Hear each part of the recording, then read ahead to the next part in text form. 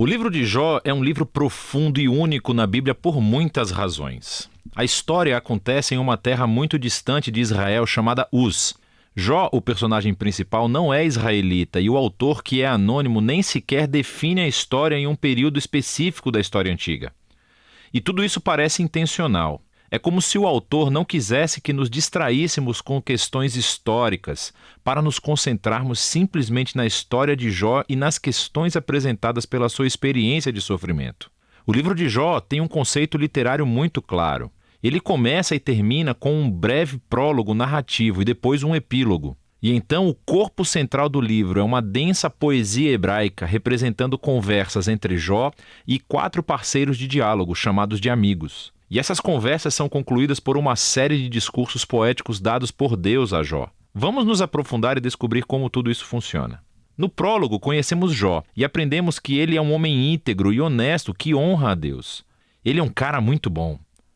E então, de repente, somos transportados para os reinos celestiais e Deus está na corte em sessão aberta com a sua equipe. É uma imagem muito comum no Antigo Testamento que descreve como Deus governa o mundo. Entre os seres celestiais está uma figura chamada Satanás, que em hebraico significa o acusador ou o promotor. E é como se estivéssemos assistindo uma cena no tribunal. Deus apresenta Jó como um homem verdadeiramente justo e o acusador desafia a política de Deus de recompensar pessoas justas como Jó. Ele diz: a única razão pela qual Jó lhe obedece é porque você o abençoou com prosperidade. Deixe Jó sofrer e vamos ver se ele realmente é justo. E então, Deus concorda em deixar o acusador trazer sofrimento na vida de Jó. Agora, é nesse ponto da história que a maioria de nós se pergunta: o quê? Por que Deus fez isso? E daí assumimos que esse livro vai responder a essa pergunta. Por que Deus permite que pessoas boas sofram? Mas o livro não responde a essa pergunta. Nada no livro responde a essa pergunta.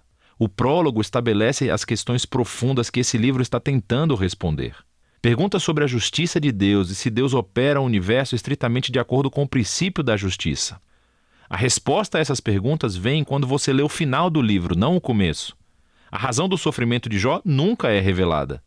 Assim, o prólogo é concluído com o sofrimento de Jó, que é abandonado por sua esposa e é abordado por 3 amigos que tentam oferecer sabedoria e conselhos.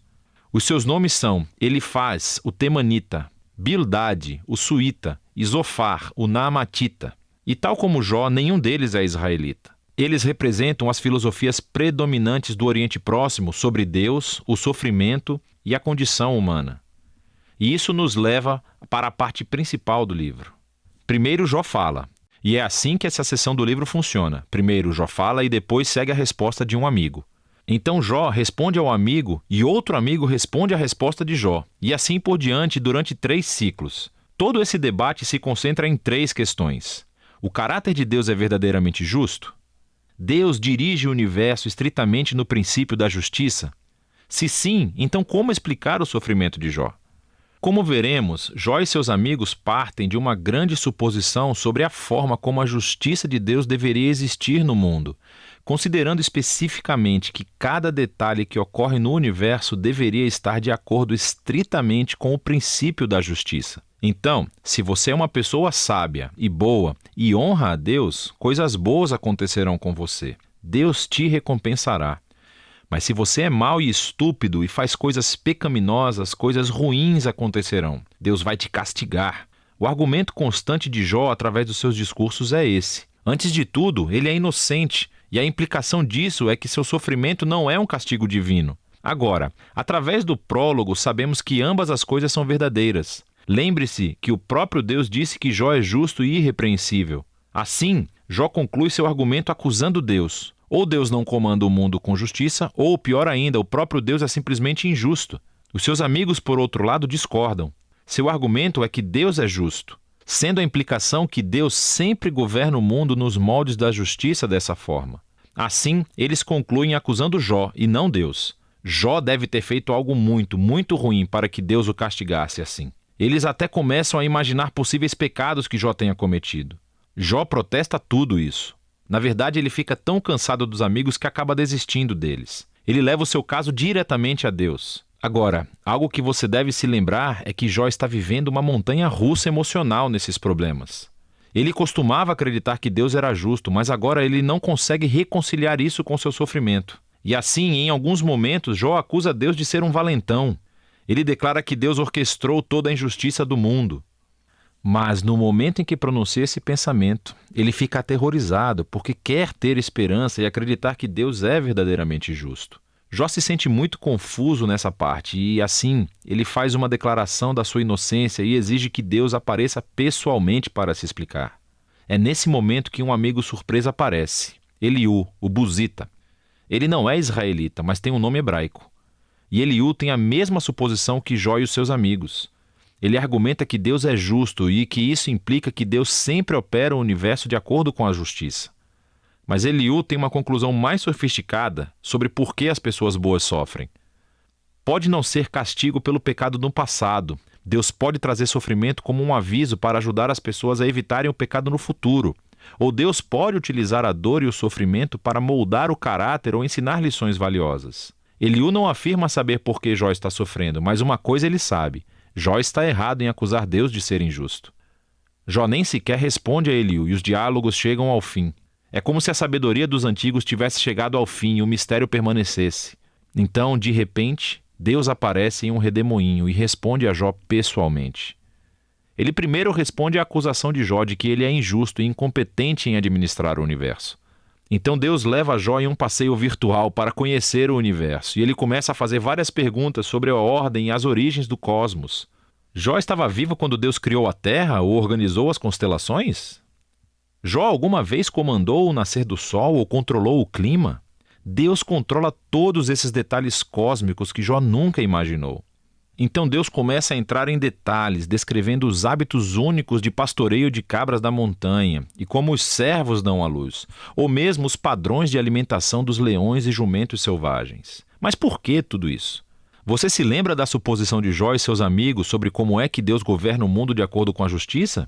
Debaixo dessa suposição existe outra ainda mais profunda, que Jó e seus amigos têm uma perspectiva suficientemente ampla sobre a vida para fazer tal afirmação sobre como Deus deveria governar o mundo. A resposta de Deus com esse passeio virtual desconstrói todas essas suposições. Em primeiro lugar, mostra que o universo é um lugar vasto e complexo e que Deus controla tudo, todos os detalhes.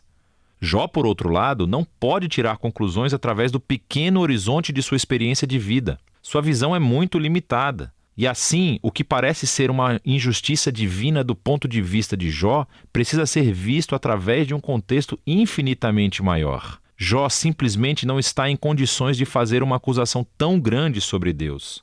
Após o passeio virtual, Deus pergunta a Jó se ele gostaria de microgerenciar o mundo por um dia, de acordo com o princípio de justiça que Jó e os seus amigos presumiram, castigando todos os atos malignos de cada pessoa a cada momento com a retribuição precisa. O fato é que agir com justiça no mundo como o nosso é algo extremamente complexo. Nunca é preto no branco, como Jó e os seus amigos parecem pensar. O que leva ao último ponto de Deus.